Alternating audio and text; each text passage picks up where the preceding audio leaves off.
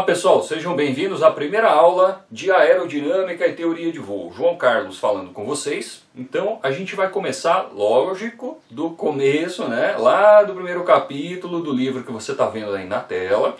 Seria importante se você acompanhasse parte por parte comigo, né? Eu não posso ler, não posso mostrar nenhuma figura do livro, mas vou explicar passo a passo de acordo com a sequência que está no livro, tá? Não com as mesmas palavras, mas vai ajudar, tá bom?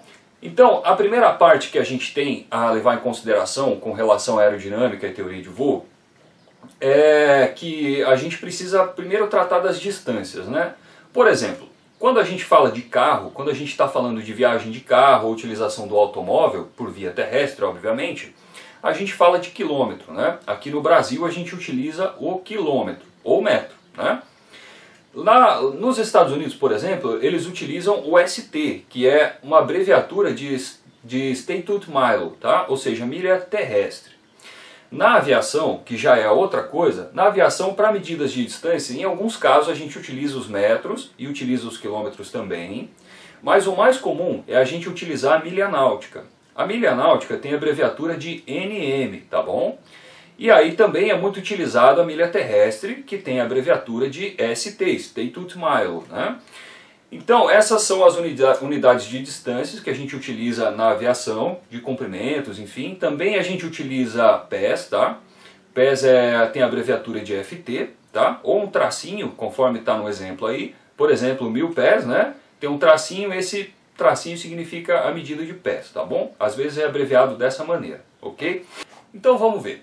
O pé equivale a 30,48 centímetros. Questão de prova. Por que questão de prova? Porque às vezes você vai pegar, por exemplo, uma questão como essa na sua banca e vai aparecer assim: uma aeronave estava voando a 3.000 pés.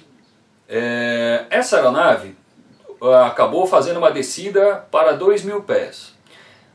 Durante essa descida, essa aeronave desceu que distância, ou que altitude, ou que altura, né? Depende do conceito que a gente vai ver depois. Aí a resposta às vezes pode aparecer em metros. Então essa aeronave de 3.000 para 2.000 pés, ela perdeu 1.000 pés, não é verdade? Então, se a gente fizer a conversão, a gente consegue encontrar a resposta mais adequada. Então a ANAC costuma fazer esse tipo de pergunta. Tá? Não é exatamente como essa que eu mostrei, mais adiante a gente vai ver, principalmente em navegação. Mas é importante você entender que o pé equivale a 30,48 centímetros. Cada pé equivale a 30,48 centímetros. E aí a gente tem a abreviatura de milha náutica, o NM, né? O NM equivale a 1.852 metros, ou 1,852 quilômetros, né? E aí a gente tem também a milha terrestre. A milha terrestre ela equivale a 1.609 metros, ou 1,609 quilômetros, tá?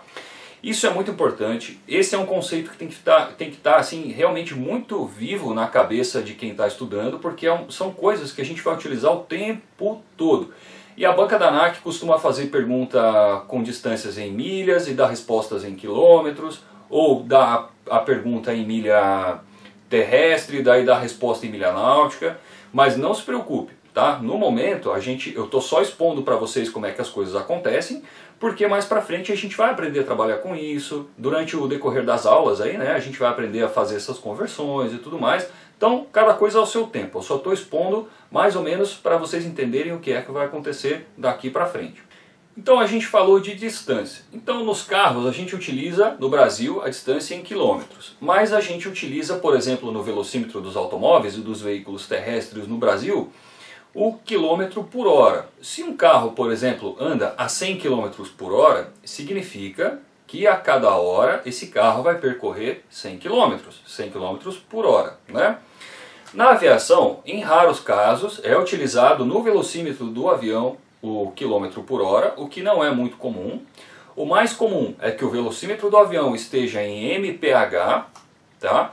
Então, por que mph? mph significa milha por hora. Milha por hora é relativo ao ST, ou Statute Mile. Então, uma milha por hora significa 1.609 metros por hora, ou 1,609 quilômetros por hora, tá? Se você achar que está indo muito rápido a explicação, você pode voltar o vídeo, assistir de novo, enfim, tá? Então, eu falei que o velocímetro do avião pode ser marcado em milha por hora, mas o mais comum é que esse velocímetro esteja em nó. O que é um nó? Quando a gente não é acostumado com aviação, a gente assiste nos filmes e ouve alguns documentários, algumas coisas assim, eles falando de nó quando é um barco, né? Quando é um navio, alguma coisa assim. Só que o nó, ele é uma medida de velocidade, certo? Essa medida de velocidade é baseada na milha náutica. Então, por exemplo, um avião que está voando a 100 kT, ou 100 nós, que kT é a abreviatura de nós, esse avião voando a 100 kT, ele está voando a 100 milhas náuticas por hora. Só que a gente não fala milhas náuticas por hora. Ao invés de falar milhas náuticas por hora, a gente fala nó, kT, né? Então, toda vez que eu estiver me referindo a nó, eu estou falando de milha náutica por hora, que é igual a 1.852 metros, ou 1,852 quilômetros por hora. Então, resumindo, olha o quadrinho aí. Então vamos começar pelo quilômetro. 1 quilômetro por hora é igual a 1,0 quilômetro por hora, certo? Ou 1.000 metros por hora. Aí agora a milha por hora. Uma milha por hora é igual a 1,609 quilômetros por hora ou 1.609 metros por hora. E aí agora o kT. kT, que é o nó, é igual a 1.852 metros por hora ou 1,852 quilômetros por hora. Então essas conversões são coisas bem interessantes de se fazer, a gente vai aprender a fazer bastante isso em navegação aérea, por exemplo, tá? Fiquem tranquilos, eu só estou explicando essas conversões para vocês entenderem a base do negócio, tá certo? Próximo conceito, agora a gente vai entrar um pouquinho em física, tem um pouquinho de paciência, tá? Mas é tranquilo. Então, massa, o que é massa? Lembra lá do ensino médio, quando a gente estudava física e química, que era muito falado a respeito de massa, né? Então o que é massa? Massa é a quantidade de matéria contida num corpo. Então, por exemplo, se você essa massa ela pode ser dada em libras ou quilos, tá? Então a medida da massa é dada em libra ou quilo, que são medidas de peso, na verdade, que depois eu vou explicar um pouquinho melhor. Calma lá, tá? Então a massa ela é a quantidade de matéria contida num corpo. Como assim a quantidade de matéria contida num corpo? É o quanto de átomos que tem num corpo. Quanto se tem de átomos num corpo, certo? Então, por exemplo, você tem esse bloco aí de isopor. Esse bloco de isopor, vamos supor que ele tem uma massa de 70 quilos. Supondo que seja. É um bloco enorme de isopor, né?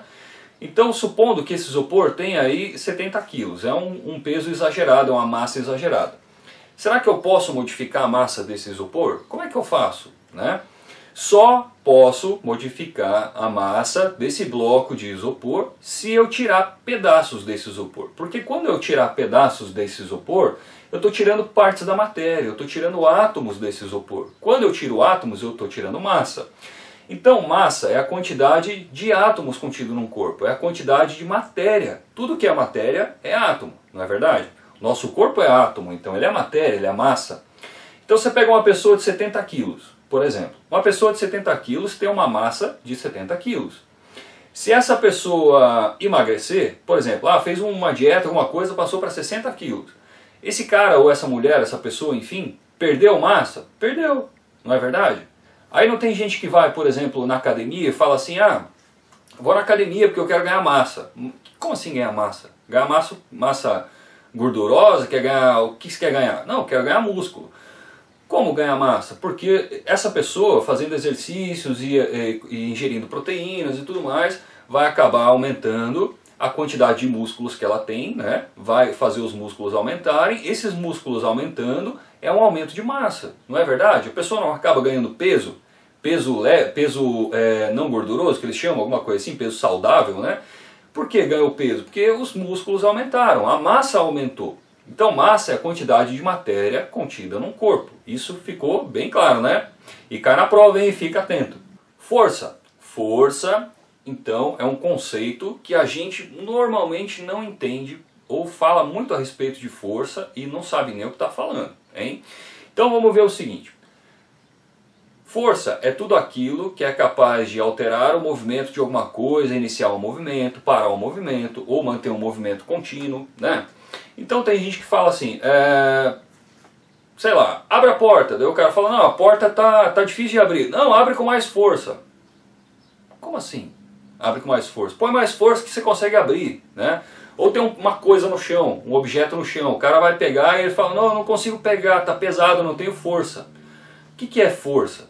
Força é dado nas medidas que está no quadrinho aí, observe. Então é dado em quilograma-força, kgf, ou lbf, libra-força.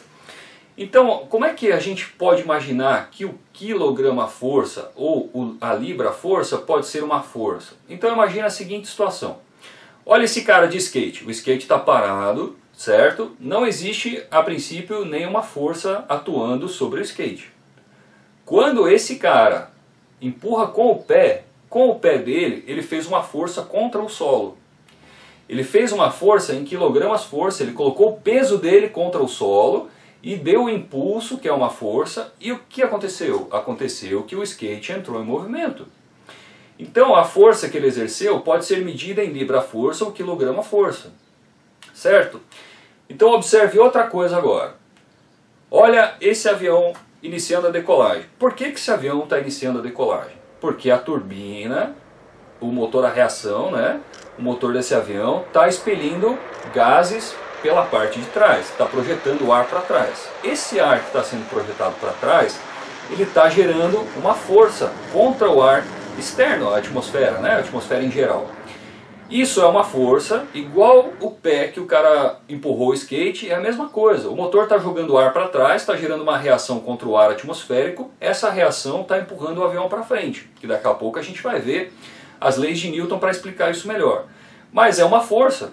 Então a força pode ser medida em libras. Então você pega, por exemplo, o manual de um avião e quer saber a potência de um motor a reação. Aí a força desse motor é dada em libra-força ou quilogramas-força. Pelo contrário, um carro, por exemplo, se você pega um carro, aí você vai olhar o manual do carro, daí está dizendo lá, o carro tem 59 cavalos, 60 cavalos, 100, 200, 300 cavalos de força no motor.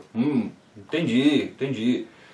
O que é isso? É a força em cavalos, que a gente vai estudar depois, que aquele motor exerce.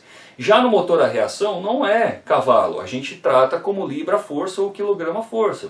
É a força que aquele motor exerce em peso jogado para trás, em coluna de ar, que empurra o avião para frente. Então, força, sei que ficou bem claro, é aquilo que é capaz de alterar o movimento de algum corpo, ok? Agora o peso, o que é peso?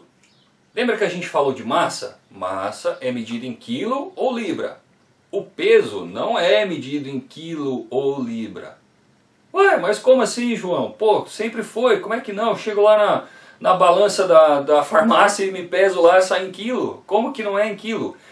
O peso, olha bem, veja bem o que eu vou dizer, presta bem atenção. O peso, ele é uma força, o peso é uma força, a gente acabou de falar de força, hein? O peso é uma força que é capaz de gerar uma reação em alguma coisa. Então vamos entender isso melhor. Imagina essa situação aí, o cara vai catar, olha aí no vídeo, o cara está tentando ajuntar, levantar, erguer um objeto. Esse objeto é muito pesado. Então vamos supor que esse objeto tenha 40 quilos, ok? Qual é a força que esse cara tem que exercer para poder tirar esse peso, esse objeto de 40 quilos do lugar? Lembrando que a força é aquilo que é capaz de alterar um movimento inicial para um movimento, né? Então, quando esse cara vai tentar pegar esse peso que está no chão, ele tem que exercer uma força com as mãos dele e exercer uma força em quilogramas, em peso. Ele tem que fazer peso com os braços dele, que seja pelo menos na mesma, uma quantia um pouquinho maior que os 40 quilos. Se o cara fizer uma força de 40 quilos no braço, o objeto não sai do chão, porque as duas forças são iguais. Quando ele faz uma força de mais de 40 quilos com os braços, aí ele consegue erguer aquele peso, que está exercendo uma força contrária ao movimento do braço. O braço está puxando o peso para cima, e o peso está exercendo a força para baixo, no sentido da gravidade, ok? Então, para resumir, acompanhe o quadrinho aí. Então o peso é uma força que resulta da ação da gravidade. O peso é medido em quilogramas força, kgf, ou libra força, lbf, ok? Então veja o seguinte, o peso ele executa uma força.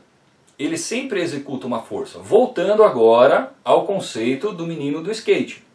O cara do skate. Quando esse cara quis fazer a força para começar o movimento do skate, ele não fez uma força em peso com a perna dele? Ele não colocou o peso dele na perna dele para poder empurrar o skate para frente? Então o peso é uma força, certo? E ele é medido em quilograma força ou libra força. Então, resumindo, esse carinha do skate usou o peso, que é uma força, e a força é tudo aquilo que é capaz de alterar o movimento, certo? Antes, quando era força, lá no conceito da força, eu falei assim, o cara fez uma força com a perna para poder começar o movimento do skate. Agora, já na questão do peso, a gente aplica e teoriza que o peso é uma força usada na perna e aplicada na perna. O peso aplicado na perna gera uma força para poder iniciar o movimento do skate. Então peso e força são coisas diferentes. Peso é a força, né? Peso é uma força e a força é aquilo que é capaz de alterar o movimento. É coisa bem lógica. Então o peso exerce uma força e a força altera o movimento, ok? Tranquilo? Vamos em frente. Então densidade. O que é densidade? É a massa por unidade de volume. Bom, vamos voltar lá na massa. O que é massa? Massa é a quantidade de matéria contida num corpo. Ótimo. E o que é densidade? Densidade é essa massa contida num corpo numa unidade de volume. Imagine aí esses dois blocos, certo? Então você tem dois blocos. Um é isopor, o outro é um bloco de concreto. Qual que é o mais denso? O do concreto. Por que o do concreto? Porque o concreto tem os átomos muito mais juntinhos, muito mais coesos, tem muito mais átomos naquela área de volume dele. Supondo que o bloco de concreto e o bloco de isopor, eles são do mesmo tamanho, certo? Então se você tentar atravessar, por exemplo, uma agulha nesse bloco de concreto, você não consegue, a agulha não entra. Por que a agulha não entra? Porque os átomos estão tão juntos, estão tão coesos, que não deixam a agulha passar. Agora, no isopor, os átomos que compõem a matéria do isopor são átomos mais afastados. Tem muito ar entre as bolinhas que estão dentro do isopor. Pega um bloco de isopor e começa a desmanchar ele com a mão para você ver. Tem um monte de bolinha. É um monte de coisa interligada, mas entre eles tem muito ar. Já no concreto não tem tanto ar. E no isopor tem bastante ar entre as bolinhas de matéria do isopor, né? Entre os átomos tem bastante ar. E aí você consegue atravessar uma agulha fácil, porque tem espaço para essa agulha entrar, não é verdade? Então a densidade do isopor é menor do que a densidade do concreto, tá? Isso que é densidade, isso cai na prova, muita atenção. Então densidade é a massa, ou seja, a quantidade de matéria por unidade de volume. Energia. Então a gente vai falar sobre energia porque em aviação a energia é extremamente útil, certo? Então vamos primeiro dar um exemplo de coisas que a gente conhece na nossa vida prática cotidiana de energia. Então energia, o conceito de energia é que é tudo aquilo que é capaz de realizar trabalho, não é verdade? Então vamos supor a seguinte situação, você pegou uma chaleira, encheu de água, colocou em cima do fogão e acendeu o fogo lá da boca do fogão. O que aconteceu? Aconteceu que você acendeu o fogo. E aí, o que acontece? Acontece que o fogo tem energia calorífica e ele começa a passar essa energia calorífica para a água, ou seja, para a chaleira. E a chaleira faz o quê? Esquenta. E o que acontece com a água? Ferve. Né? Se ficar lá bastante tempo, ferve. Então qual é o trabalho realizado? A fervura da água, certo? A mudança de estado da água. Você transformou a água do estado líquido para o estado gasoso. É um trabalho realizado por uma energia calorífica. Então a gente fala muito sobre energia no nosso dia a dia e a gente não entende.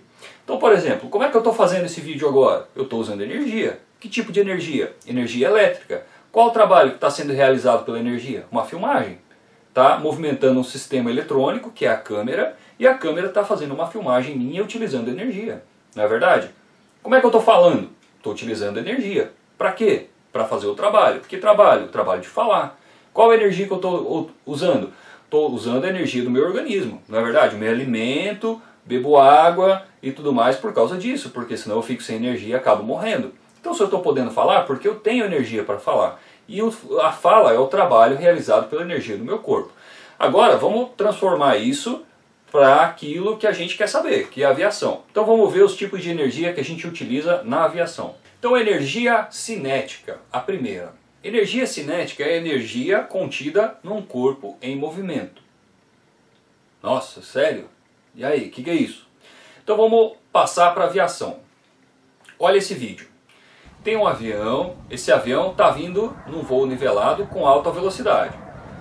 O que esse cara vai fazer? Esse cara dá uma cabrada, que é um movimento que a gente chama de trazer o nariz do avião para cima e iniciar uma subida. Como é que essa subida foi executada?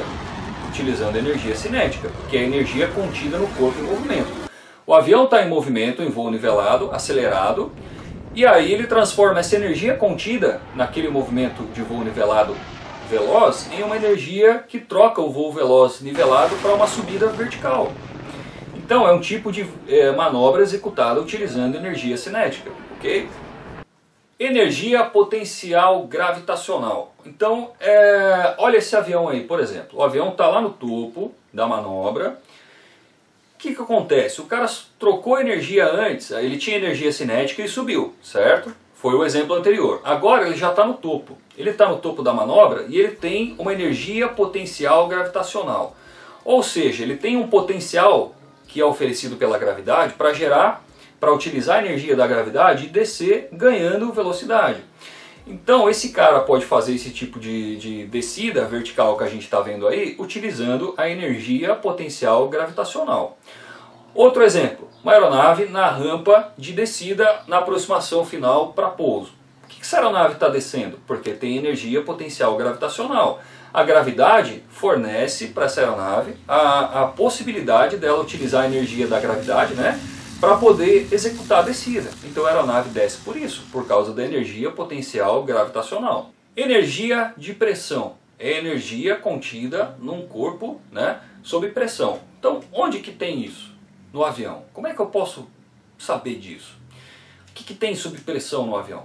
Os pneus, por exemplo. Dá uma olhada nos pneus de um avião. Chuta o pneu do avião para você ver se não tem pressão lá dentro. Então é uma energia de pressão que está dentro do pneu do avião. E o motor do avião? O motor a pistão, como é que ele funciona?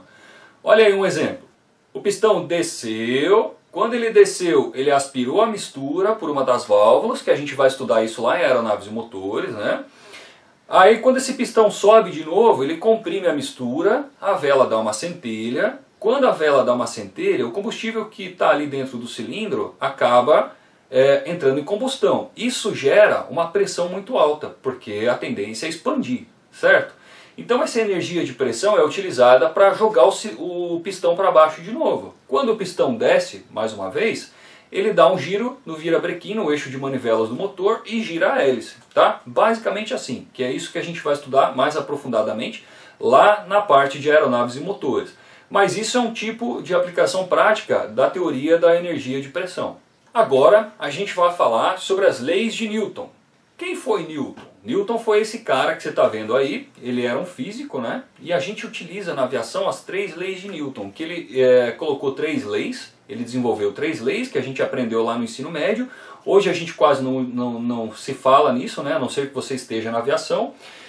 E aí a gente pode entender que essas leis servem para explicar a dinâmica dos corpos que têm movimento ou dentro da atmosfera, né? Ou o carro, ou a bicicleta, o avião, as coisas que a gente faz no dia a dia, tudo é relacionado a essas 3 leis de Newton. Então vamos ver a primeira lei de Newton, que diz o seguinte: todo corpo possui a tendência de permanecer em repouso ou em movimento retilíneo uniforme. O que é repouso ou movimento retilíneo uniforme? Repouso todo mundo sabe, é que está parado. E movimento retilíneo uniforme?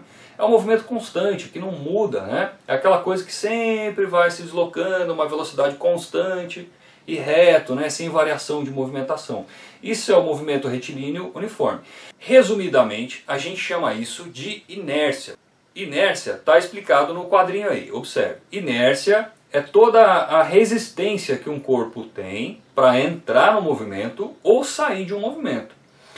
Então, quando você, por exemplo, tira o pé do acelerador do seu carro, está andando com o carro a 50 km por hora numa reta, aí você tira o pé do acelerador, você parou de dar energia para o carro. O carro para de uma hora para outra?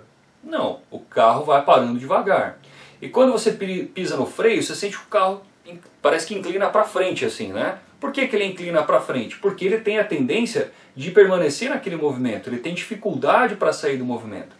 E por que você freia? Para você tirar a inércia. A inércia é a tendência de o carro permanecer naquele movimento, não é verdade?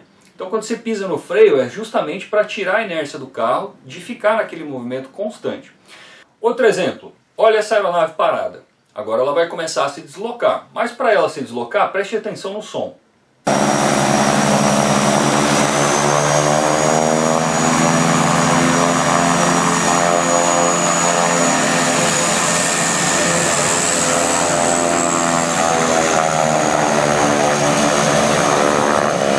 Está vendo que a rotação do motor aumentou?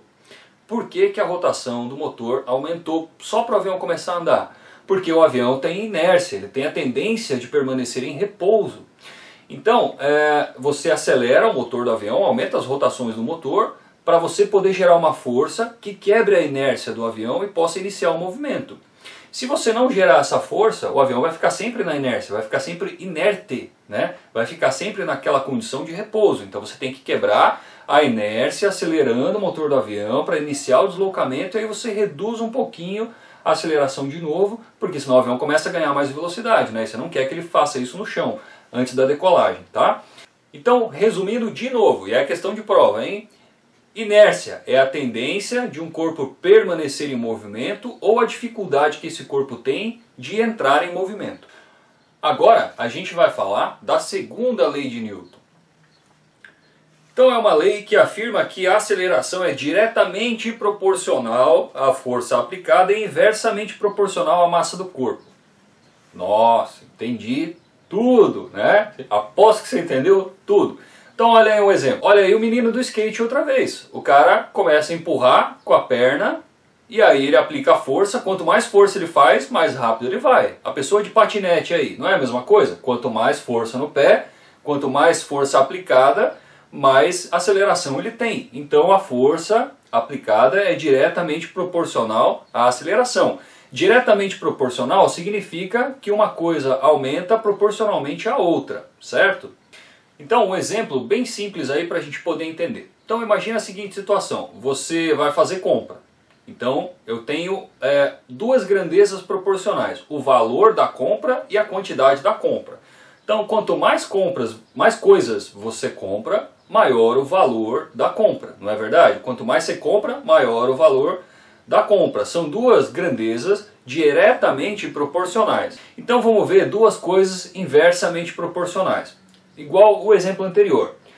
Agora as grandezas são o dinheiro que você tem e a quantidade de coisas que você compra. Então quanto mais coisas você compra, menos dinheiro você tem, né? Então é inversamente proporcional. Quanto mais uma coisa aumenta, mais a outra diminui. Quanto mais você aumenta os seus bens, menos dinheiro você tem, certo?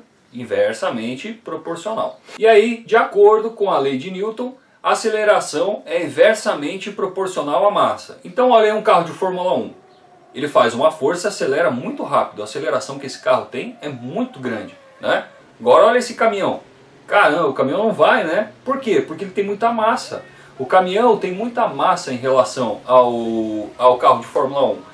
Então, quanto mais massa uma coisa tem, a aceleração dele acaba ficando menor. É inversamente proporcional, não é verdade? Quanto mais massa, menor a aceleração. Então, quando a gente entra nesses conceitos, a gente entende que, por exemplo, uma aeronave de pequeno porte, uma aeronave leve, é uma aeronave que tem aceleração mais rápida, uma aceleração maior, precisa de um motor um pouco menor. Agora você pega um A380, que é essa aeronave que está aí. Por que tem 4 motores? Porque tem muita massa. Então, para você alcançar uma aceleração que garanta o voo dessa aeronave com segurança, é necessário que exista uma força muito maior, né? E quanto maior a massa, mais difícil é essa aceleração. E aí, a famosa lei da ação e reação. Então, a terceira lei de Newton é a lei da ação e reação. O que é a lei da ação e reação para a terceira lei de Newton, né? Que afirma o seguinte: a toda ação corresponde uma reação de igual intensidade, porém em sentido contrário. Uau! Sério? Não entendi nada. Então, observa aí uma aeronave a reação. Olha essa aeronave a reação iniciando essa subida vertical. Bacana, não é? Bem legal. O que isso significa? Significa que essa aeronave, você pode ver pelo movimento da água, que essa aeronave, quando inicia a subida vertical, ela está jogando um jato de ar para trás. Esse jato de ar está exercendo uma força na atmosfera e também contra a água. Então, a ação que isso corresponde é a reação da aeronave ir para frente, né? Ir para cima. Então, por isso que os motores da aeronave a gente não chama de motor a jato, a princípio, a gente chama de motor a reação, baseado nessa terceira lei de Newton, da ação e reação. Então, olha aí esse balão, por exemplo, né? Esse balão, quando você solta ele, o ar que sai pela boca do balão gera uma ação, certo? Uma ação na atmosfera. A reação é a atmosfera devolver na mesma intensidade e aí o balão acaba se deslocando, não é verdade? Pressão. Pressão é a força realizada em um ambiente por unidade de área. Olha, legal, não entendi nada, né? Muito comum não entender no começo. Então vamos ver o seguinte, olha esse balão cheio. Esse balão cheio, dentro dele ele está cheio porque tem alguma coisa exercendo pressão, não é? Tem um ar dentro desse balão exercendo pressão. Em todos os sentidos, em todas as direções desse balão. E o que acontece quando a gente fura o balão? Ele estoura. Por que ele estoura? Por que ele explode? Porque o ar que está exercendo pressão para fora, repentinamente é liberado e acaba gerando o som que a gente escuta do estouro, não é verdade? Então é um tipo de aplicação ou de exemplo prático de como é uma força de pressão. E no livro de vocês tem um exemplo aí de um pneu, né? É um exemplo bem claro, bem legal de se ver. A gente sabe que toda vez que a gente vai no posto de gasolina, por exemplo, a gente fala, pô, vou calibrar o pneu. Vai calibrar o pneu e como que se mede a calibragem do pneu? Se mede em libra, né? Põe 30 libras, põe 40 libras, 35 libras no pneu do carro. Pô, o carro está puxando de um lado, então o pneu está mais vazio, tem que pôr mais pressão nele, né? Por quê? Para você poder ter o pneu mais cheinho e tal, e esse ar dentro do pneu exerce uma pressão em todas as direções do pneu, e aí você tem uma pressão sendo executada em libras. Próximo conceito, muito importante. Muita atenção, não por ser exatamente uma questão de prova, mas porque é um conceito muito utilizado em aviação, a gente vai falar muito a respeito disso, tem que ficar muito claro. Então a gente tem velocidade absoluta e velocidade relativa. Então, velocidade absoluta é a velocidade de um corpo em relação à Terra, em relação ao terreno, certo? Então, por exemplo, se você tem esse avião aí passando na sua frente, nesse rasante, e essa aeronave passa, digamos, a 300 nós. Qual que é a velocidade absoluta dessa aeronave? 300 nós. A gente está fazendo essa medição baseado na Terra. Ela passa por você a 300 nós, né? Ou 300 milhas náuticas por hora, o que é errado falar, então a gente fala nós, né? Então essa aeronave passou a 300 nós, velocidade absoluta dela. Ótimo. E agora tem a velocidade relativa. O que é a velocidade relativa? Olha esses dois carros aí. Um carro, por exemplo, está a 100 km por hora. E ele está sendo ultrapassado por um que está a 120.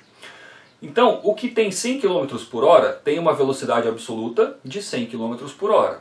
O que está a 120 ultrapassando, também tem uma velocidade absoluta de 120 km por hora. Agora, o que é velocidade relativa? Os dois estão andando rápido, só que o cara que está dentro do carro de 100 km por hora vê o outro passar por ele a 20 km por hora. Então, o de 120 km por hora que está ultrapassando, em relação ao de 100, que está sendo ultrapassado, tem uma velocidade relativa de 20 km por hora. Certo? Isso é velocidade relativa. Agora, vamos supor, nesse exemplo aí, dois carros, um cruzando pelo outro. Os dois estão a 100 km por hora.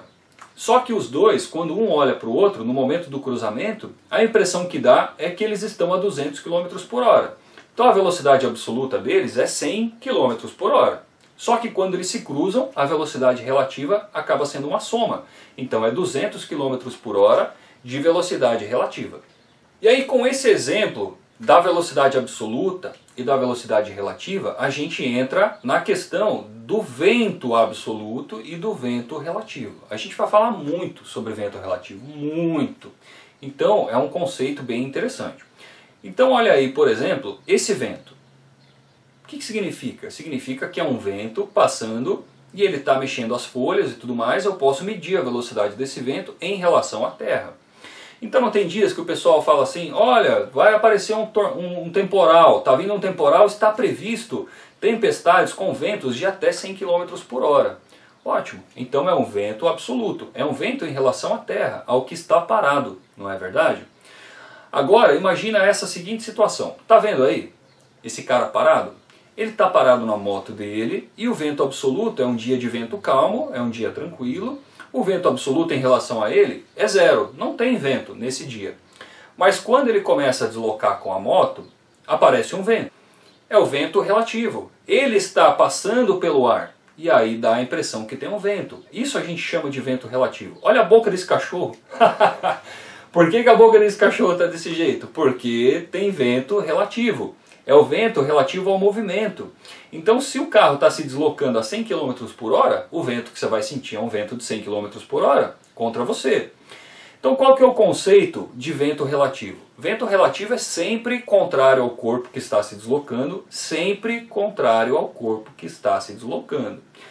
Sempre paralelo. Ou seja, se uma aeronave está subindo, por exemplo, num ângulo vertical, subindo, né, a 90 graus, que vento relativo ela tem? Um vento de 90 graus descendo, na mesma velocidade que a aeronave se encontra, supondo que o vento absoluto seja zero. Não é um dia de vento calmo, um dia tranquilo, não está ventando. Essa aeronave começa a fazer a subida vertical dela, vamos supor aí, a 90 nós, o vento descendo é 90 nós, exatamente no mesmo sentido da aeronave, ok? E uma aeronave voando reto, nivelado, igual essa daí, tem um vento relativo, nivelado, exatamente o contrário a ela, na mesma velocidade que ela esteja, se for um dia de vento calmo, absoluto, né? Então, o vento relativo ele é sempre contrário à aeronave. Está subindo a 90 graus, o vento relativo está descendo a 90 graus. Está descendo a aeronave a 90 graus, o vento relativo está subindo a 90 graus. A aeronave está subindo com 20 graus, o vento relativo está descendo com 20 graus. Certo? É isso, tá? Esse conceito de vento relativo é muito importante porque a gente vai utilizar ele para entender o voo do avião, tá? Então agora a gente vai falar sobre vetores. Os vetores são coisas muito importantes para a gente entender o funcionamento do avião.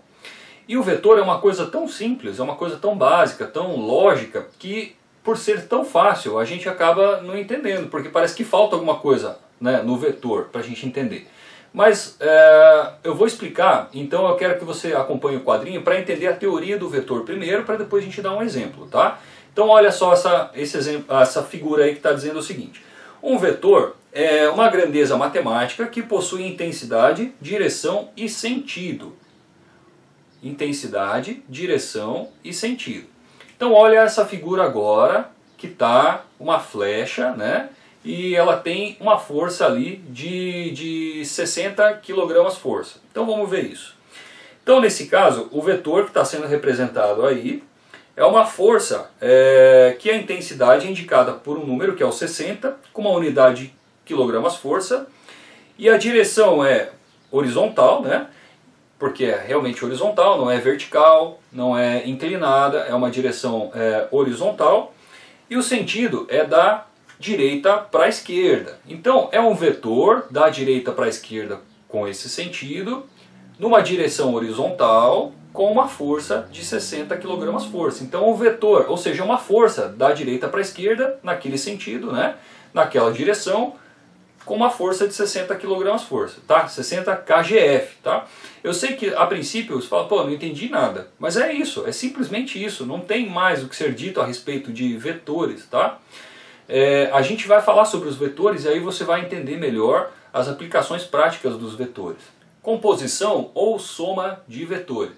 Então vamos ver mais um exemplo aí. Olha só, essa linha que você está vendo em vermelho é a linha da aeronave se deslocando nesse sentido aí, certo? Só que ao mesmo tempo que a aeronave está indo nesse sentido, ela está indo, na verdade, para frente e para o lado. Ela vai um pouquinho para frente, um pouquinho para o lado, um pouquinho para frente e para o lado. E aí a gente acaba tendo um vetor um pouquinho inclinado, que é esse de 162,6 km por hora em vermelho. Só que para eu entender que essa aeronave está executando esse movimento, significa que ela tem que ter um vetor para frente, que é o de 140 km por hora, e precisa existir um outro vetor que também coloque essa aeronave no sentido lateral para poder fazer um vetor diagonal. A força que aparece para executar esse movimento normalmente é um vento. Então, por exemplo, se eu tiver um vento de 30 km por hora, soprando da esquerda para a direita na aeronave, então eu acabo tendo um vetor lateral de 30 km por hora também, certo? Então, a resultante da força que o vento atuou e da força de tração da hélice puxando o avião para frente acaba sendo o vetor do deslocamento da trajetória da aeronave, que está em vermelho, que é o de 162,6 km por hora. Agora a gente vai falar sobre a decomposição de vetores. Antes a gente compôs alguns vetores, né, nos exemplos com o avião. E agora, para ficar mais fácil de você acompanhar igual está no seu livro, a gente vai falar, por exemplo, de um carro descendo uma ladeira. Então olha esse exemplo aí. Tem um carro descendo a ladeira. Esse carro tem um peso de 900 kg contra o centro da Terra, né? Então esse peso de 900 kg, a princípio, é o vetor puxando o carro no sentido do centro da Terra, a princípio, né? Só que esse carro está descendo a ladeira. Então, se fosse só os 900 kg puxando o carro para o centro da Terra, esse carro ia estar parado. Mas como esse carro, no nosso exemplo, está em movimento, então precisa ter uma força na direção ali desse carro da direita para a esquerda, né? No sentido inclinado. Então existe uma força de 450 kg força para frente e uma força de 780 kg força mantendo esse carro pressionado contra o solo. Então veja que o vetor de 900 kg, que era o vetor principal, eu decompus ele em outras duas forças. Uma força tem que puxar o carro para frente para ele poder ir para frente, senão ele não desce a ladeira. E outra força tem que prender esse carro no chão, porque senão esse carro vai voar, não é verdade? Então qual a força que faz o carro ficar no chão? Qual a força que empurra o carro para frente? Então vamos pegar os 900, decompor em 780 que prende o carro no chão e os 450 kg força que empurra o carro para frente. Então esse é o final do primeiro capítulo. É o capítulo mais xaropinho que tem na aerodinâmica e teoria de voo, tá? O próximo capítulo a gente já vai começar a falar de conceitos que envolvem muito mais a aviação. A gente vai poder usar mais exemplos que envolvem o voo e tudo mais, né? E aí vai ficar mais interessante, tá? Então, se você não entendeu algumas coisas, você pode voltar ao vídeo, assistir de novo, dar uma lida no seu livro, né? Porque tem muita coisa importante nesse primeiro capítulo, beleza? Então um abraço, até o próximo vídeo, valeu!